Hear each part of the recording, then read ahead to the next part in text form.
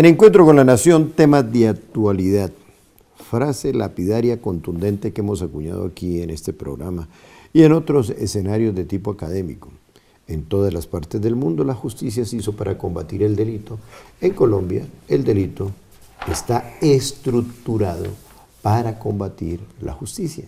¿Qué vamos a hacer?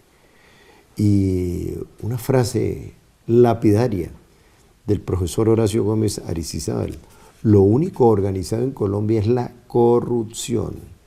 El día que desaparezca este cáncer, Colombia será un Estado, no es mayúscula, sino es minúscula, inviable, inviable. Cosas para analizar. Y dentro de esta situación somos positivas, bien positivos, por eso siempre aquí hablamos de la vuelta a Colombia, que entre otros está en pleno furor, la vuelta a Burgos, donde está Miguel Ángel Superman López, ya viene la vuelta a España, por eso le metemos un toquecito de positivismo y nos lo dan nuestros mejores embajadores. ¿Qué vamos a hacer? Pero cuando uno ve esto de la corrupción, los invito a que se peguen la rodadita entre Bogotá y Melgar. Oiga, se ganaron toda la plata del mundo con motivo de las fiestas sanpedrinas. Los operadores, los que cobran peajes, 2 peajes, oiga, más de 12.000 millones de pesos, no han tapado un solo hueco, se la llevan toda. Habrá que averiguar a quienes beneficia esa concesión, vía sin peralte, y ya están hablando de un tercer carril, las mentiras que le dicen al pueblo colombiano. ¿Y qué decir? Ahora con esto del estatuto, del Código de Policía, mire lo que me sucedió, calle 78 con carrera séptima.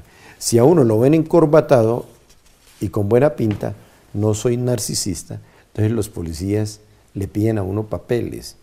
Y al lado, si van 2 ladrones, sigan los ladrones, no hay ningún problema. Al buen ciudadano ahora le piden papeles. A los malandros ni se fijan en ellos. Como decía Gustavo Álvarez Gardiazabal, lleven un billetico de 50, lleven un billete de 50, no todos, pero sucedió ahí en la 78 con séptima, 78 no, en la 80 con séptima se para una mujer policía y tiene trincado a todo el mundo. Doctor Horacio, pongámonos serios, un éxito total el libro de los testigos, el cartel de los falsos testigos. La gente sigue esperando qué va a suceder con el doctor Luis Alfredo Ramos, quien estuvo en una situación difícil por falsos testigos, pagaron, porque pues era un hombre que estaba opcionado para llegar a la presidencia, ya para como fuera. Qué tristeza de país. Su punto de vista sobre este tema, doctor Horacio. Le hago un comentario.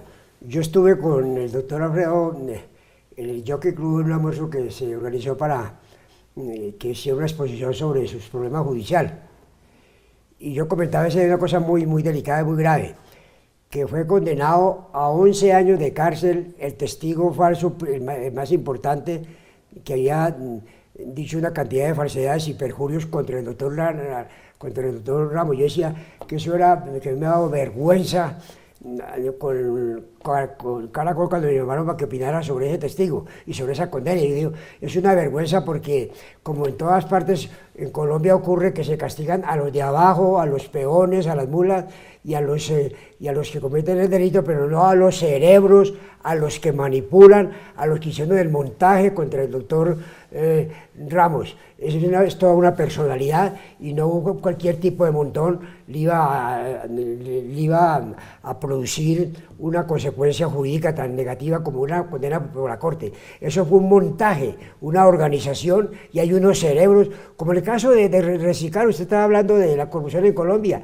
pues una de las cosas más dolorosas en Colombia en los últimos años es el tema de Reficar, que realmente equivale los desfalcos al presupuesto de 3 años en Colombia, es decir, una suma inabarcable. Con eso se arreglarían los temas de la infraestructura, del río Magdalena, de la desnutrición, tantos problemas con las platas que se perdieron en Reficar. Sin embargo, ya encarcelaron a los de abajo, a los peones y a las mulas, es decir, a los del primer piso, pero a los del penthouse, a los mariscales de la corrupción, a los cerebros, no los tocan. Y si los tocan, le dan un casino o un sitio especial por cárcel o su propia residencia, y lo que es más grave, no le exigen reintegrar el dinero con que se mermó y se perjudicó el presupuesto colombiano. Es decir, hay unas graves fallas en la justicia. Se habla de investigaciones exhaustivas, pero a la hora de la verdad condenan a los peones, pero no a los mariscales, no a los cerebros, no a los que hacen los montajes, como el caso de ese vicefiscal García del Ministerio de Obras Públicas, que él solo recibió $6 millones. Está en la cárcel, pero que se sepa, no ha devuelto el dinero, esa plata sigue perdida, y ese señor fue el que le hizo un reajuste a los contratos con Odebrecht. Es decir, vemos pues cómo la justicia no opera, y cuando opera contra los de abajo, pero no contra los de arriba. Oiga, doctor Fabio Olmedo, bienvenido a este programa. Ahora cuando le dicen a uno, se tumbó $6 millones, ¿sabe qué dice la gente? ¿Tan poquito? ¿Tan poquito? Y no, sí, dicen tan poquito, que lo metan a la cárcel por haberse robado tan poquito. Oiga, qué cinismo, hay que poner de moda el tango Cambalache. Decía que hasta el 2000 también, no, esto va hasta el 3000 también. Su punto de vista, oiga, pagaron y manipularon porque detuvieran a Luis Alfredo Ramos. Claro que los que manipularon ya no están. Esperamos que se haga justicia en este y en otros temas, como por ejemplo en el del general Jaime Uzcategui. Oiga, un hombre de Biblia en mano, transparente, un hombre valioso para el país, a punta de mentiras, lo tienen allá en la cárcel. Pero ¿cuál es su punto de vista sobre este tema de Luis Alfredo? Mire, la situación que está viviendo Venezuela es lamentable. Y uno de los líos de Venezuela son los presos políticos, pero es que en Colombia también tenemos presos políticos. Yo particularmente pienso que Luis Alfredo, un hombre bueno, un hombre decente, un hombre probado en la administración pública, que lo único que ha hecho es servirle a la patria, lo detuvieron injustamente, como decía el doctor Horacio, como lo decía Herney, están condenados los falsos testigos.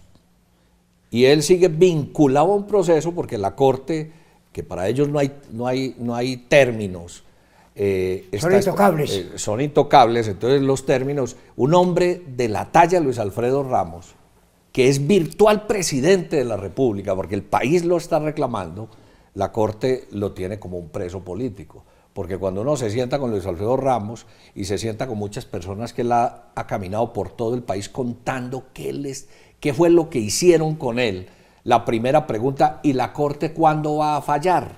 ¿Cuándo lo va a desvincular si los que lo condenaron ya dijeron? Inclusive uno de ellos salió por Televisión Nacional y le pidió perdón.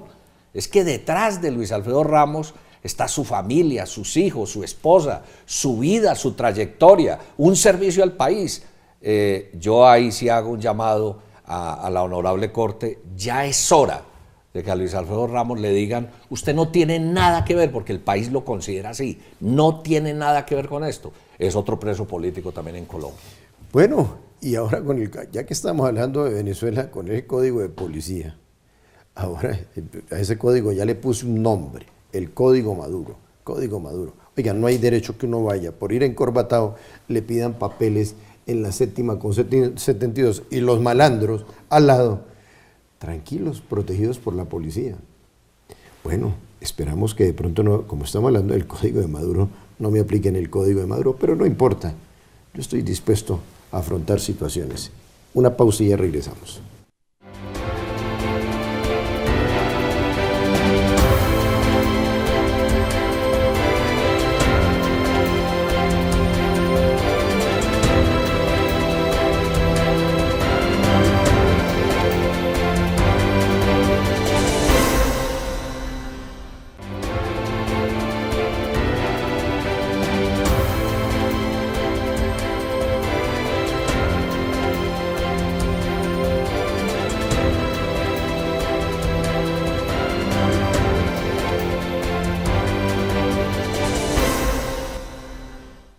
Recuerden la frase, ¿no? En todas las partes del mundo la justicia se hizo para combatir el delito. En Colombia, los delincuentes están hechos para combatir la justicia. Y esta frase, lapidaria, término de moda, lapidaria, lo único organizado en Colombia es la corrupción. El día que se desaparezca este cáncer, Colombia será, ya no va a quitar el término Estado, una nación inviable, una nación inviable. Miren estas cifras: 2.000 guerrilleros libres, 3.000 militares presos. O sea, o todos en la cama, o todos en el suelo, o todos en la cama. Hay 12.000 procesos contra los militares. Todo por defender a la institucionalidad, defender el Estado de Derecho. De modo que, ¿cómo es que dice la campaña? Ser pilo paga, ¿no? Ser pilo paga. Delinquir también paga. Doctor, su punto de vista, doctor Horacio. Sí, es un país patas arriba, un país donde la incoherencia, lo absurdo, lo insólito es lo cotidiano y lo normal. ¿Cómo es eso realmente de que la justicia especial para la paz esté tan totalmente focalizada hacia los guerrilleros, hacia los terroristas, hacia las personas que hicieron tanto daño a Colombia, y en cambio los militares, cuando acuden a esta justicia especial de amnistía, de indulto, de tratamiento blando para los que en un momento determinado cometieron algún exceso, no funciona, no opera? Me parece muy grave eso, y realmente eso ha creado resistencias contra el proceso de paz, no contra el proceso de paz, sino la manera como está funcionando. La famosa frase de que sí, nos gusta la paz, pero no así. Toda la ley del embudo, lo ancho para los exterroristas y lo angostico para las Fuerzas Armadas, ya se me llama ese ejército o policía. A mí me parece que esto es muy grave, y ojalá esta justicia especial para la paz funcione con un criterio más equitativo, de más equilibrio y de más comprensión, no solamente con los terroristas, que además estamos de acuerdo de que a los que no son autores de delitos de lesa humanidad los dejen libres, está bien, pero que también se actúe con un espíritu comprensivo y generoso con las Fuerzas Armadas, que, como todo el mundo dice, el militar es el brazo armado del Estado de Derecho, es decir, es el fusil a favor de la gente de bien, a favor de las instituciones y a favor de nuestra historia. Yo tengo un punto de vista, doctor Fabio Olmedo, y ese punto de vista es que yo prefiero ver a los guerrilleros disparando ideas y no disparando proyectiles. Pero, y recuerdo porque estuve muy cercano del proceso de paz con el M-19, recuerdo a Carlos Pizarro decir: aquí lo que nos vayan a dar a nosotros, que se lo den a los otros. Está hablando de la guerrilla del M-19 y el Ejército Nacional, porque precisamente si no hay esos puntos de equilibrio, de coherencia, pues entonces no estamos haciendo nada. Lo decía sabiamente Carlos Pizarro. Su punto de vista sobre este tema, doctor Fabio. Y estoy de acuerdo, Gerney. Mire, hay hechos contundentes frente al tema del proceso de paz, eso es cierto. Veía en estos días una nota de un médico especialista militar que trabajaba en el hospital militar, donde él decía que estaba buscando trabajo en otra parte porque el piso donde llegaban todos los amputados, los heridos con granada, los soldados, por supuesto, estaba desocupado. Eso es un hecho contundente frente al proceso de paz. Lo que no quiere decir que los que fueron y pusieron su pecho por nosotros, mientras algunos veían la guerra por televisión, estaban los soldados, la mayoría de ellos hijos de campesinos, hijos de gente muy pobre, poniendo el pecho por la patria, haciendo por supuesto su deber. Muchos oficiales y suboficiales al mando de ellos también trabajando, inclusive muchos de ellos ni siquiera tenían vacaciones. Hablaba yo en estos días con un general y me decía: yo tuve acumulada 10 vacaciones, es decir, fueron 10 vacaciones que ni su familia, ni sus hijos, ni vio crecer a sus nietos, precisamente porque estaba sirviéndole a la patria. Y está en una investigación que no se la han resuelto. Todos en la cama o todos en el suelo. Necesitamos a nuestros militares en las calles. Necesitamos a nuestros soldados en la calle que con ocasión del conflicto no le han resuelto eso. No es equitativo ni justo, ni lo ve bien el país, de que salgan guerrilleros por una puerta y por la puerta donde deben salir nuestro ejército o la policía, que ha hecho una labor incansable también por salvaguardar la patria, por salvaguardar la Constitución, por esa puerta no se va a salir sino de vez en cuando alguno. Sí, mencioné antes que la policía, hay que mencionar la Fuerza Aérea Colombiana, la Armada Nacional, la Armada Nacional. Muy bien, y además ese del Código de Policía tiene sus bemoles y tiene incómodo a mucha gente de bien. Una pausa y ya regresamos.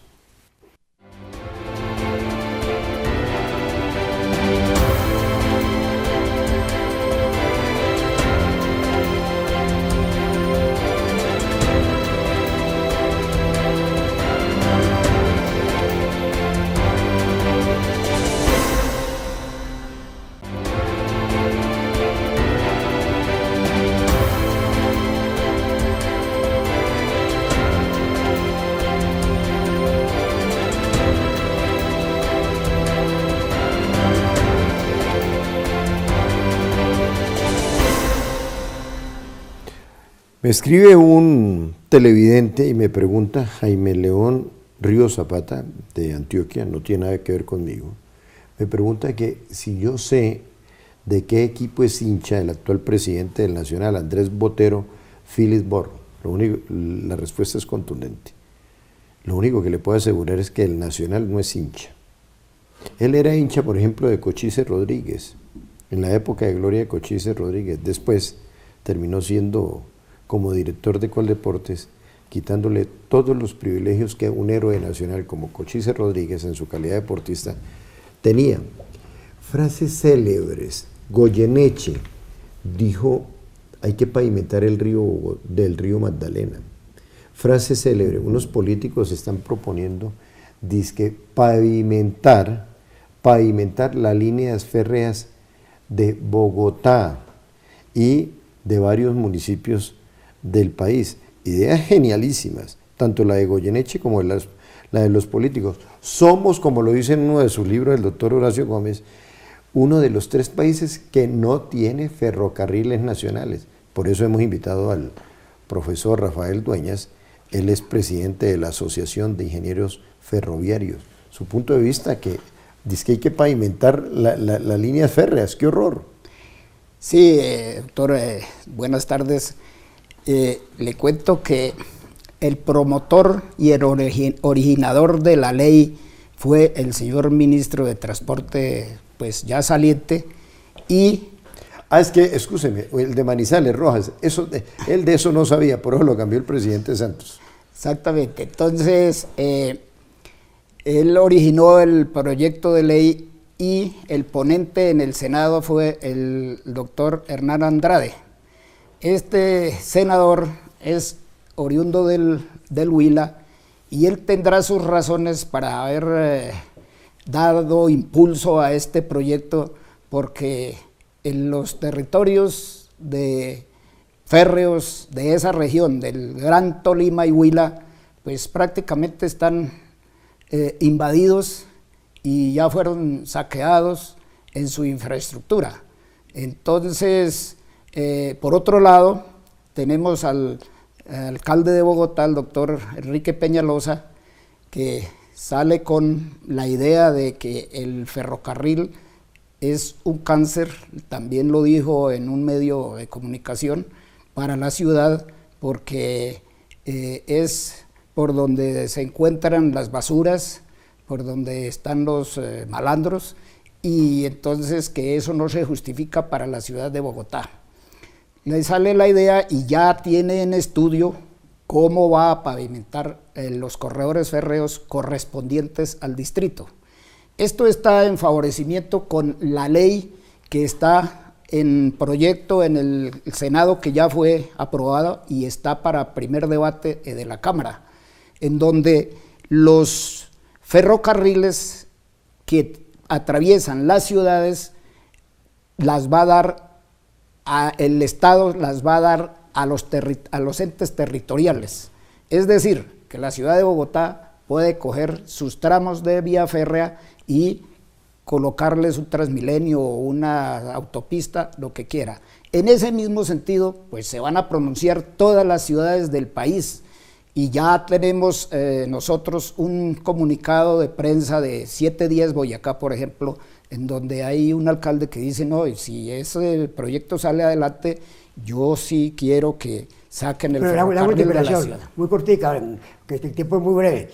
¿Por qué en Europa el 60% del transporte terrestre es ferrocarril y en Colombia dicen que las organizaciones de transporte, las mafias del transporte no han permitido que prospere el transporte férreo, que es el más económico? Exactamente, sí, desde el año 1991 el gobierno nacional le dio sepultura prácticamente a los ferrocarriles nacionales, acabándolos. No tanto los sindicatos, fue un problema político porque en este país pues hay otros medios de transporte que son más competentes seguramente para el gobierno y además porque el gobierno les da las carreteras y les da toda la infraestructura para que ellos circulen. Al ferrocarril no le han dado esos apoyos que debía dársele y llevarlos adelante. Por el contrario, cuando salimos de los ferrocarriles en el año 1991,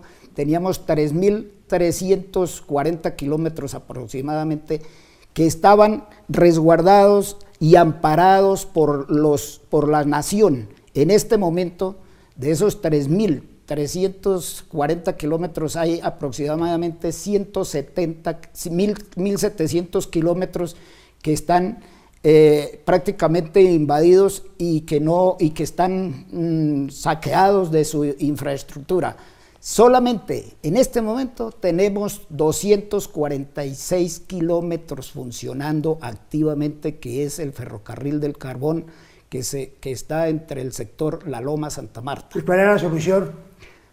La solución es que le aporten unos recursos continuamente a los ferrocarriles, es decir, que haya un plan maestro para el modo férreo, inclusive para el modo fluvial, para el modo carretero, y que se direccionen las cargas para cada medio de transporte con el fin de que se puedan obtener mejores resultados económicamente. Si vemos los precios por tonelada transportada en ferrocarril, es un 25% menos que el carretero. Muy bueno. Muy bien. Y en Europa la pregunta que me hacía el doctor, pues lógicamente allá esos ferrocarriles son subsidiados y tienen unos programas de rehabilitación, mantenimiento y construcción a largo plazo. Aquí no existen. Perfecto. Sobre ese tema del ferrocarril lo va a entregar un libro de la autoría de la doctora María del Pilar Serrano Buendía, jurista, administradora logística, sobre geologística, puerto a la sociedad del conocimiento, ingeniero Rafael Dueñas. Muchísimas gracias, Aquí, doctor, como hablamos de amable. Principios y Valores, que es uno de los fundamentos de la Universidad de la Gran Colombia, lo va a entregar otro documento sobre principios éticos con responsabilidad social. Aquí todos nuestros invitados salen premiados.